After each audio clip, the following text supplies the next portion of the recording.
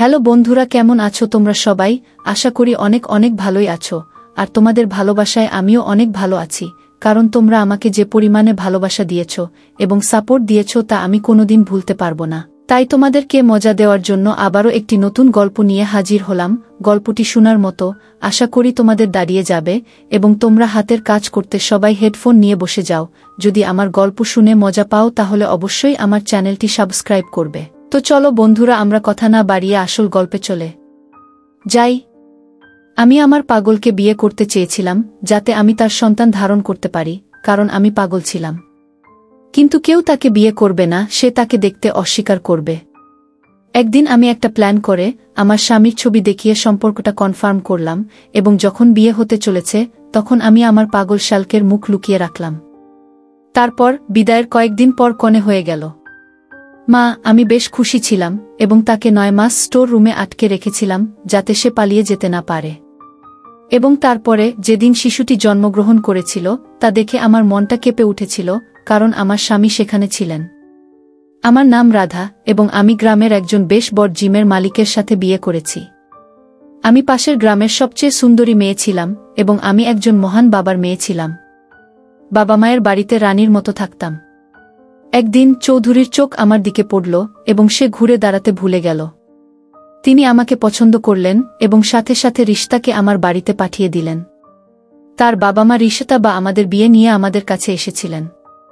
এমন হলো, বিয়ের কয়েক বছর পর আমার শাশুড়ি এই পৃথিবী ছেড়ে চলে গেলেন এবং এরপর আমার শ্বশুরও অসুস্থ হয়ে এই পৃথিবী ছেড়ে চলে গেলেন। এখন প্রাসাদে আমি, আমার স্বামী এবং ছোট ফুফু ছিলাম। আমার স্বামীও আমার থেকে 3 বছরের ছোট, তাই সুখেই জীবন চলছিল আমাদের। আমি একসাথে থাকতাম এবং আমার স্বামী আমাকে ছেড়ে দিতেন। কিন্তু আমাদের সাথে একটি স্বাভাবিক দুর্ঘটনা ঘটেছিল যে মিয়া এবং আমার স্ত্রী 2 জনেরই বিয়ের পর বহু বছর ধরে সন্তান হয়নি। এই 5 বছরে আমি সব প্রাসাদ দখল করেছি। প্রাসাদের উপর আধিপত্য ছিল। এটা ম্যানশনের পুরুষদের চেয়ে বেশি ছিল, কারণ আমার স্বামী অনেক সাধারণ একজন মানুষ এবং সম্পূর্ণরূপে আমার নিয়ন্ত্রণে ছিল। তিনি আমার কথা মতো কাজ করতেন। শুরুতে আমার কোনো ভয় ছিল না, কিন্তু সময়ের সাথে সাথে আমার ভিতরে একটি অনুভূতি তৈরি হয়েছিল। একটা ভয় জাগিয়েছিল, এতটাই যে আমার বিয়ে হওয়ার 12 বছর হয়ে গেছে। আমার সন্তানহীনতার কারণে আমি অনেক চিন্তিত। কোনো ওষুধ ছিল না যা আমার খাওয়া উচিত ছিল না। যে ডাক্তারের কথা শুনতাম তার কাছে ছুটে যেতাম, কিন্তু সব ডাক্তারই বলতো আমার একটা বড় সমস্যা রয়েছে যার কারণে আমি কখনো সন্তান নিতে পারব না। এই কথা শুনে আমি অনেক চিন্তিত হয়ে পড়লাম এবং আমার স্বামী আবার বিয়ে করবে বলে ভয় পেলাম। প্রাসাদটি অনেক বড় এবং আমার শ্বশুরবাড়ির অনেক জমি ছিল। আমি এই প্রাসাদ যা প্রযোজন দিতে সক্ষম ছিল না এবং আমার মনোভাব পাগল এবং আমি তার কাছ থেকে কোনো সন্তান আশা করতে পারি না। এখন আমার সব আত্মীয় স্বজনদের সামনে আমার স্বামী বলতেন যে প্রাসাদের একজন উত্তরাধিকারী দরকার, কারণ আমার অনেক ক্ষমতা এবং প্রভাব রয়েছে। তিনি বিশেষভাবে তার স্বামীর প্রতি ছিলেন এবং তিনি আমাকে ভয় পেতেন এবং আমাকেও ভালোবাসতেন, কারণ এটি তার পছন্দের বিয়ে ছিল। কিন্তু সময়ের সাথে সাথে আমি অনুভব করছিলাম যে তার ভালোবাসা কমতে শুরু করেছে। আমি ভয় পেয়েছিলাম যে লোকে তাকে আমার প্রেমিক হিসাবে দেখবে। আমি প্রতিবাদ করিনি, কারণ সন্তান না হওয়ার কারণে আমার অবস্থান অনেকেই দুর্বল হয়ে পড়েছিল। আমার মাথার উপর আমার ফুফুর একটা ছায়া সারাক্ষণ ঝুলছিল। আমি ভয় পেয়েছিলাম এবং স্বপ্ন দেখতাম। প্রতি দ্বিতীয় দিন আমি স্বপ্ন দেখতে শুরু করলাম। দেখতাম আমার স্বামী আমার হাত ধরে আছে। সে কিছু ছেলেকে প্রাসাদে নিয়ে আসছে এবং সে আমাকে বলছে যে সে তার দ্বিতীয় স্ত্রী এবং সে আমাকে একজন উত্তরাধিকারী দেবে। এই স্বপ্নগুলো আমার হৃদয়কে নাড়া দিয়েছিল। তিনি যখন প্রাসাদ থেকে বেরিয়ে যেতেন আমিও জানতাম না তিনি কোথায় যাচ্ছেন। এবং কোনো বন্ধুদের সাথে তারা আড্ডা দেয়, তবে আমি বুঝতেছিলাম যে তাদের বন্ধুরা এখন তাদের উত্তরাধিকারী না থাকার কৌশল শিখিয়েছে। সবার চোখ আমার স্বামীর দিকে ছিল, কারণ তিনি একজন বড় জমিদার ছিলেন এবং সবাই তাদের বোন চান। আমার মেয়ের একটা জায়গা পেয়ে এমন জীবন পার করা উচিত। আমি কোনো অবস্থাতেই আমার জায়গাটা কাউকে দিতে চাইনি। আমি 12 বছর ধরে প্রাসাদটি শাসন করেছি এবং আমার জায়গায় অন্য কেউ এসে শাসন করুক তা সহ্য করতে পারিনি। এটা কর, আমি এক কোণে আঁকড়ে ধরে থাকব, কারণ শুধু সন্তানদের গোপন থাকতে পারে। আমিও অনুভব করছিলাম যে আমার স্বামী আবার বিয়ে করতে চায়, কিন্তু আমার ভয়ে সে কিছু বলতে পারছে না। একদিন আমি তাকে বললাম, কেন আমরা একটি সন্তান দত্তক নিচ্ছি না? আমি দেখলাম সে বিষয়টি নিয়ে বিরক্ত হয়ে বলল, প্রাসাদের নিজস্ব উত্তরাধিকারী দরকার, যে আমাদের ব্লাডের হবে, কাউকে এনে আমরা কি করব? অন্যের সন্তান, সমস্ত সম্পত্তিতে আমাদের ব্লাডের অধিকার থাকা উচিত। অন্য কারো নয়। আমার স্বামী দৃঢ়ভাবে বলে সেখান থেকে চলে গেলেন। তার মনোভাব দেখে বুঝলাম, এখন আমার নৌকা ডুবে যাবে, নইলে আমার শাসন শেষ হবে, আর আমার শাসন শেষ হলে আমি পাগল হয়ে যাব। চিন্তা করে এমন একটা পরিকল্পনা করলাম যাতে সাপও মরে, এমনকি লাঠিও না ভাঙ্গে। আমার পাগল ফুফুর কথা ভাবতে ভাবতে হঠাৎ মনে পড়ল আমার পাগলি ভাসুরের কথা। তখন আমি ভাবলাম, আমার জামাই একটু পাগল হলেও পুরোপুরি পাগল না, বিয়ে করতে পারে। তার বয়স 24 বছর এবং একটি সন্তান থাকতে পারে। তার মানসিক অবস্থা ভালো ছিল না, কিন্তু সে অনেকাংশে স্বাভাবিক ছিল, কিন্তু হঠাৎ তার খিঁচুনি শুরু হয় এবং তারপর তাকে নিয়ন্ত্রণ করা কঠিন হয়ে পড়ে। সারাক্ষণ চুপ করে রইলেন।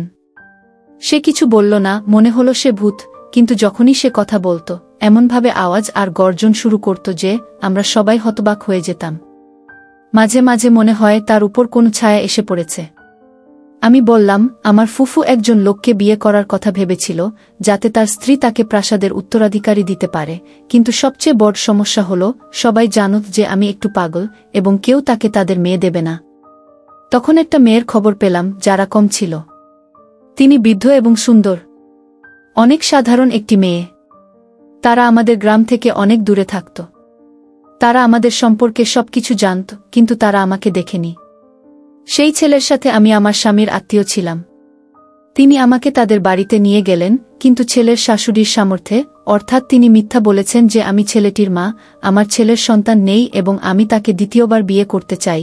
আমরা অনেক দায়িত্বশীল মানুষ এবং আমাদের একজন উত্তরাধিকারী দরকার। আমার মেয়ের জামাই এই জিনিসটা যেন জানা না হয়, সেজন্যই আমি গোপনে তোমার কাছে এসেছি এবং গোপনে বিয়ে করতে চাই। তুমি আমার সাথে প্রাসাদে চলো। আমার পুত্রবধূ 1 মাসের জন্য তার বাবা মায়ের বাড়িতে গেছে। আমি তার অনুপস্থিতিতে আমার ছেলের বিয়ে দিতে চাই। সে এলে তোলপাত সৃষ্টি করবে, তার আসার আগে আমি সব সামলে নেব, কিন্তু কথা দিচ্ছি, যদি তুমি তোমার মেয়েকে আমার ছেলের কাছে বিয়ের জন্য দিয়ে দাও, তাহলে বর জামাইকে ছেড়ে দিতে হবে। বাড়ির বাইরে বলেন, তারা অনেক লোভী এবং এত বড় সম্পর্ক দেখে খুশি হয়েছেন। আমি তাদের কাছে নিজেকে ছেলের বউ নয়, মা বলে পরিচয় দিয়েছিলাম, কারণ আমি আমার স্বামীর থেকে একটু বড় ছিলাম এবং আমাকেও বেশ বয়স্ক দেখাচ্ছিল। সমস্যার কারণে আমার মুখে বলিরেখা দেখা দিয়েছিল এবং তিনি আমাকে বিশ্বাস করেছিলেন। অনেক মিথ্যে বলার পর ওকে আমার বাড়িতে নিয়ে এলাম। আমি তাকে বললাম যে সে কাউকে কিছু বলবে না এবং চুপ থাকবে। আমি অনেক বড় মূল্য দিয়েছিলাম। টাকার লোভে তারা কিছু না বলে চুপচাপ বসে রইল। মিথ্যাটা ধরে রাখা আমার জন্য অনেক কঠিন ছিল। আমি তাদের বলিনি যে আমার মনোভাব পাগল ছিল। অনেক কষ্টে ওদের বোঝালাম যে তোমরা চুপ করে থাকো, কারো সাথে কথা বলবে না। আমি তাদের বিয়ে করেছি। আমি আমার স্বামীকে রাজকীয়ভাবে বললাম এবং তাকে চুপ থাকতে বললাম। তিনি ইতিমধ্যে আমাকে ভয় পেয়ে চুপ হয়ে গেলেন। তারপর আমি আমার ফুফুকে কোণে নিয়ে গিয়ে বললাম, আমি গোপনে এসেছি, তুমি একটা সুন্দরী মেয়েকে বিয়ে করতে যাচ্ছ, শুধু মুখ লুকিয়ে রাখো। আমি আমার শ্যালককে ভালো শিক্ষা দিয়েছিলাম এবং তাকে মেয়েটিও দেখিয়েছিলাম। আমার জামাই মেয়ের সৌন্দর্য দেখে চুপ হয়ে গেল, তাই বুঝলাম। তিনি আমাকে বলেছিলেন যে তিনি সেই ছেলেটিকে দত্তক নিতে এবং তাকে নিজের করতে চান। আমার ইচ্ছানুযায়ী সবকিছুই হচ্ছিল। আমার স্বামী চুপ ছিল, আমার শ্যালকও কোনো হট্টগোল করেননি। আমি পণ্ডিতকে ডেকেছিলাম এবং বিয়ের সময় ঘনিয়ে আসতেই দেখলাম আমার ফুফুর মুখ কথা বলছে। দিয়া তার মুখ দেখা যাচ্ছিল না। মেয়েটির বাবা মা ভেবেছিলেন মুখের পিছনে আমার স্বামী, কিন্তু মুখের পিছনে ছিল আমার পাগল শ্যালক। সেই ছেলে আমার ফুফুর সাথে বিয়ে করেছে। মেয়েটির বাবা মা যদি জানতেন যে আমি চৌকিদারকে বলেছি যে এই দুইজন যেন ভবিষ্যতে এখানে না আসে এবং দুজনেই যদি প্রাসাদে আসতে চায়, তবে আমি তাদের বের করে দেব। প্রাসাদে এই 2 স্বামী স্ত্রীর প্রবেশ নিষেধ। এইভাবেই জানা গেল মেয়ের বাবা মায়ের ঠিকানা। আমিও কেটে দিলাম। এইবার মেয়েটির পালা। অনেক স্ট্রিপ পড়ার পর আমি আমার শ্যালককে সেই ছেলেটির সাথে একই ঘরে পাঠালাম। সকাল হতে না হতেই আমার মনটা কোথাও চলে গেল আর ফিরে এলো না। আমি বুঝতে পেরেছিলাম যে এটি অনেক কষ্টে ছিল এবং আমাকে আমার স্বামীর সাথে কথা বলতে হয়েছিল। তার সাথে কথা হলে সে সাহস করে বলল, আসবেন, কোথায় যাচ্ছেন? সে হয়তো মামার বাসায় গেছে। দেখলাম মেয়েটা অনেক সুন্দর আর সরল। মেয়েটির নাম রীতা। রীতার মর্যাদা প্রাসাদে চাকরের বেশি ছিল না। আমি এটা কিভাবে সহ্য করতে পারি? আমার দুই রানী এসে সমানে দাঁড়াতে পারত, কিন্তু আমার শ্যালক নিখোঁজ হওয়ার কারণে আমি একটু চিন্তিত হয়ে পড়েছিলাম। সে সকালেই চলে গেছে এবং তারপর থেকে প্রায় 1 মাস হয়ে গেছে সে আর ফিরে আসেনি। মাস শেষে জানতে পারলাম, দেখা গেল আমার জামাই মা হতে চলেছেন, তাই আমি খুব খুশি। এটা আমার ইচ্ছা অনুযায়ী ঘটছিল। আমার স্বামীর ইচ্ছা অনুযায়ী হাভেলি তার ব্লাডের মাধ্যমে উত্তরাধিকারী হতে চলেছে। আমি আমার স্বামীকে বললাম, আপনি এটা বলেছেন হাভেলি নয় কি তিনি উত্তরাধিকারী হিসেবে নিজের ব্লাড চান? তিনি এখন নিতাকে উত্তরাধিকারী দিতে চলেছেন। এই সন্তানকে আমি নিজেই বড় করব। এই সন্তান আমার হবে। তিনি আপনার নিজের ব্লাড এবং একটি উত্তরাধিকারী হবে। আমি আমার স্বামীকে এই কথা বললে তিনি চুপ হয়ে গেলেন এবং তিনি আমাকে উত্তর দিলেন না। কেন জানি না, তাদের নীরবতা আমার কাছে ঝড়ের মতো মনে হয়েছিল। আমি দিন গুনতে থাকলাম কবে আমার সন্তানের জন্ম হবে এবং তাকে কোলে তুলে নেব, এবং তারপর আমি আমার শালিকাকে বাড়ি থেকে বের করে দেব। আমার শ্যালক, যে বিয়ের দ্বিতীয় দিনে গিয়েছিল, তারপর থেকে নিখোঁজ ছিল। আমার স্বামী অনেক খোঁজাখুঁজি করেও তার কোনো হদিস পেলেন না, কিন্তু আমার শ্যালক নিখোঁজ হওয়ায় আমি বিচলিত হইনি। আমি একটি সন্তান চেয়েছিলাম এবং আমি তা পেয়ে গেছি। আমি আমার ফুফুকে 1 মাস আটকে রাখলাম, তার খাওয়া দাওয়ার যত্ন নিলাম, কিন্তু কাউকে দেখা করতে দিইনি। তার বাবা মা একবার তাদের সাথে দেখা করতে এসেছিল, কিন্তু আমার কাজের লোক তাদের বের করে দেয় এবং তাদের এখানে আর না আসতে বলে। যখন অপেক্ষার প্রহর শেষ হল এবং আমার শালকের ছেলে পৃথিবীতে এলো, তখন আমি আনন্দে ভরে উঠলাম, কারণ আমার কোল সবুজ হয়ে উঠছিল। আমি অবিলম্বে আমার কোল থেকে শিশুটিকে ছিনিয়ে এনে তাকে বন্দী করে রেখেছিলাম এবং সে যাতে পালিয়ে যেতে না পারে তা নিশ্চিত করার জন্য কাজের লোকদের একটি পাহারা বসিয়েছিলাম, কারণ সে এখনও শিশুটিকে খাদ্যপান করাতে পারেনি। কিন্তু একটি অদ্ভুত জিনিস আমি বুঝতে পেরেছিলাম, যে আমার স্বামী আমার চেয়ে বেশি খুশি। সন্তানের জন্ম এবং তিনি সারাদিন শিশুটিকে কোলে নিয়ে তার সাথে কথা বলতেন, আমি অবাক হয়ে যাই। কিন্তু আমি খুশি ছিলাম যে আমার স্বামী এই শিশুটিকে তার পুত্র হিসেবে গ্রহণ করেছেন এবং আমাদের জীবন সম্পূর্ণ হয়েছে। শিশুটির নাম রাখলাম বংশ। বংশ সব সময় আমার সাথে থাকত, কিন্তু খাদ্যর কারণে আমাকে রীতা দিতে হতো। রীতা অসহায় ছিল এবং তার সন্তানের জন্য আকুল ছিল, কিন্তু আমি তাকে বলেছিলাম এই সন্তানের কথা ভাববে না কি। তারপর একদিন ভাবলাম, বংশকে খাদ্য না দিয়ে রীতাকে এখান থেকে নিয়ে যায় কেন? ডাক্তারের সাথে পরামর্শ করার পরে আমি বংশের জন্য বাক্সে খাদ্য খাওয়ানো শুরু করি এবং এখন আমার রীতার কোনো প্রয়োজন ছিল না। আমি রীতাকে বললাম, এখান থেকে চলে যাও, তোমার এখানে আর কোনো দরকার নেই, ভবিষ্যতে আর মুখ দেখাও না। গিয়ে আমি রীতাকে বাইরে নিয়ে এলাম। আমি যখন তাকে নিয়ে যাচ্ছিলাম, হঠাৎ আমার স্বামী ভিতরে প্রবেশ করলেন এবং তিনি এই সমস্ত দেখলেন, কিন্তু আমি তাকে পাত্তা দিলাম না। প্রাসাদের কাজের লোকদের সাথে প্রায় একই কাজ করত এবং আমার স্বামী চুপচাপ অনুষ্ঠানটি দেখছিল, কিন্তু আজ প্রথমবার আমি রেগে বললাম, তুমি কি করছো? জীবনে প্রথমবার স্বামীর আগে গর্জন করে, তাই আমি অশ্রুসিক্ত চোখে তার দিকে তাকালাম। এই ছেলেটার জন্য তুমি আমাকে বকা দিচ্ছ? আমি রেগে বললাম, তুমি এই প্রাসাদ ছেড়ে যেও না। আপনি তাকে বাইরে নিয়ে যেতে পারেন, কারণ তিনি উত্তরাধিকারী প্রাসাদের মা। আমার স্বামী একথা বলল এবং আমি অবাক হয়ে গেলাম। সে আজ প্রথম আমার সাথে এত কথা বলছিল। আমি উত্তরাধিকারী প্রাসাদের মা, এখানে তার কোনো স্থান নেই কি তাকেও বলেছিলাম। আমি যখন অনেক কণ্ঠে বললাম, তখন মনে হলো আমার কণ্ঠে প্রাসাদের দেয়াল কাঁপতে শুরু করেছে। তিনি কেবল উত্তরাধিকারী প্রাসাদের মা নন, মালিক প্রাসাদের স্ত্রীও। আমার স্বামী জোসেকে বলেছিল, আপনি এই পাগলকে প্রাসাদের মালিক বলতে পারেন। শুধু তুমিই প্রাসাদ। তিনি বললেন, আমি প্রাসাদের মালিক এবং ইনি আমার স্ত্রী। সেই দিন তার ভাইয়ের বিয়ে হয়েছিল আমার সাথে। চারের পিছনে আমি নই, আমিই ছিলাম, এবং এই যে শিশুর জন্ম হয়েছে আমার নিজের ব্লাডে। স্বামী বলল, আমি এতটাই অবাক হলাম যে আমার জীবনে কোনো মামায়া নেই। আমি সারা জীবন মানুষকে ঠকিয়েছি, আর এখন এইভাবে প্রতারিত হলাম। এটা হতে পারে না, আপনি মিথ্যা বলছেন। আমি সবার দিকে তাকিয়ে বললাম, সব কাজের লোক আমার দিকে তাকিয়েছিল। আমার মনে হচ্ছিল যেন আমার ধ্বংসের সময় শুরু হতে চলেছে। আমি আমার ধ্বংসের সময় কাজের লোকদের অট্টালিকাগুলির চোখ পরিষ্কার দেখতে পাচ্ছিলাম, কারণ আমি তাদের এত অত্যাচার করেছি। আমি হতবাক হয়ে গেলাম। মেয়েটা আমার দিকে তাকিয়ে বলল, অনেক ঠকিয়েছ। আমি আমার স্বামীকে রাগান্বিতভাবে বললাম। তখন স্বামীও রাগ করে আমাকে জিজ্ঞেস করলেন, রাধা, তোমার কি মনে হয়? শুধু তুমিই ঠকাতে জানো, শুধু তুমিই মানুষের জীবন নিয়ে খেলতে পারো। আপনি তাদের ধ্বংস করুন, আপনি তাদের আঘাত করতে পারেন, কিন্তু কেউ আপনার সাথে বিশ্বাসঘাতকতা করবে না। কি আমার স্বামী এখন নিচু গলায় কথা বলছিল, কিন্তু রাগ তখনও ছিল। আপনি সেই মেয়েটিকে একটি পাগলকে বিয়ে করতে চেয়েছিলেন, যদিও আপনি জানেন যে যখন তার খিঁচুনি হয় তখন সে কাউকে শেষও করতে পারে। তুমি মেয়েটার জীবনটা নষ্ট করে দিতে যাচ্ছিলে, কিন্তু আমি এটা মেনে নিতে পারিনি। বিয়ের সময় আমি চালাকি করে আমার ভাইকে সেখান থেকে সরিয়ে দিয়েছিলাম এবং নিজে মুখোশ পরে বসেছিলাম এবং সেই ছেলেটি আমাকে বিয়ে করুক। আর এই শিশুটি আমার নিজের ব্লাডের, এখন সে এই বাড়ি ছেড়ে যাবে না। এখন তোমার বাড়ি যাওয়ার সময় তুমি এই প্রাসাদ থেকে বের হও। এখন আমি আমার স্বামীর প্রেমে পড়েছি, তাই সে আমাকে বের করে দিয়েছিল।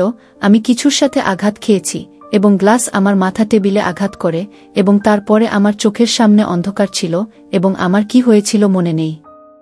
আমি যখন চোখ খুললাম তখন আমি হাসপাতালে। আমার স্বামী কোথায়? সামনে দাঁড়িয়ে থাকা নার্সকে জিজ্ঞেস করলাম। সেখান থেকে সরে গিয়ে একজন সিনিয়র ডাক্তারকে ডাকলেন। ব্যথা পাওয়ার পর আপনি কোমায় চলে গেলেন। আপনি গত 6 মাস ধরে কোমায় ছিলেন। আজ কয়েক মাস পর আপনার জ্ঞান ফিরেছে, ডাক্তার আমাকে বললে। আমি অবাক হয়ে বললাম, আমার স্বামী কোথায়? আমি আবার জিজ্ঞেস করলাম। আপনার স্বামী আপনাকে হাসপাতালে রেখে আপনার চিকিৎসার টাকা দিতে থাকে। তিনি বললেন, যখন আপনার জ্ঞান ফিরে আসবে তখন আমি আপনাকে তা দেব। নার্স আমার দিকে একটি খাম পড়েছিল এবং আমার কাছে বিবাহবিচ্ছেদের কাগজপত্র ছিল। হাসপাতাল থেকে ছেড়ে দেওয়া হলো। আমি সাথে সাথে প্রাসাদের দিকে গেলাম। কোনোরকমে প্রাসাদে পৌঁছলাম। অবশেষে দেখলাম যে শিশুটির জন্ম হয়েছে। তার বয়স এখন 6 মাস। শিশুটি প্রাসাদের উঠোনে দোলনায় শুয়ে খেলছিল এবং আমার স্বামী এবং আমি খেলছিলাম। আমার সৎমা তাকে দেখে খুশি হয়েছিল। আমি সব শেষ করে নিয়েছিলাম। আমার স্বামী অন্য কারোর ছিল, এখন আর প্রাসাদ আমার ছিল না, সব শেষ। তুমি এখানে কেন এসেছ? এখান থেকে চলে যাও, এখন তোমার এখানে কোনো লাভ নেই। আমি তোমাকে বলবো, আমি তোমাকে ছেড়ে দিয়েছি, তুমি এটার যোগ্য। আমার স্বামী আমাকে বাড়ি থেকে বের করার চেষ্টা করেছিল। আমি বিশ্বাস করতে পারছিলাম না আপনি আমাকে এখান থেকে সরিয়ে দিচ্ছেন। আমি সবাইকে জানালে আমার স্বামী উত্তর দেন, আপনিও রিতার মা। তোমার কি মনে আছে আমি আমার বাবাকে এখান থেকে সরিয়ে দিয়েছিলাম, তারপরও রিতার সাথে গোপন বৈঠকের ব্যবস্থা করেছিলাম, তুমিও জানলে না। এখন নিজেকে সরিয়ে দিচ্ছে তাই খারাপ মনে হচ্ছে। শুধু তোমারই সম্মান, কি অন্য কারো কাছে কিছু যায় আসে না। এখান থেকে চলে যাও। আমার স্বামী এই কথা বলে আমাকে তাড়িয়ে দিয়েছিল এবং আজ আমি জীবিকার তাগিদে সারা পৃথিবী ঘুরে বেড়াই। মানুষ সত্য বলে খারাপ জিনিসের পরিণতি হয়, তাই সর্বোত্তম আচরণ করুন। বন্ধুরা, আজকের ভিডিওটা এখানেই শেষ করলাম। অনেক কষ্ট করে ভিডিওটি আপনাদের জন্য বানিয়েছি। যদি ভিডিওটি আপনাদের ভালো লেগে থাকে তাহলে একটা লাইক করবেন এবং চ্যানেলটি অবশ্যই সাবস্ক্রাইব করবেন। এই আশা ব্যক্ত রেখে আপনাদের কাছ থেকে বিদায় নিচ্ছি আমি। দেখা হবে আগামীকালের নতুন কোনো ভিডিওতে। সে পর্যন্ত সবাই ভালো থাকুন, সুস্থ থাকুন। ধন্যবাদ।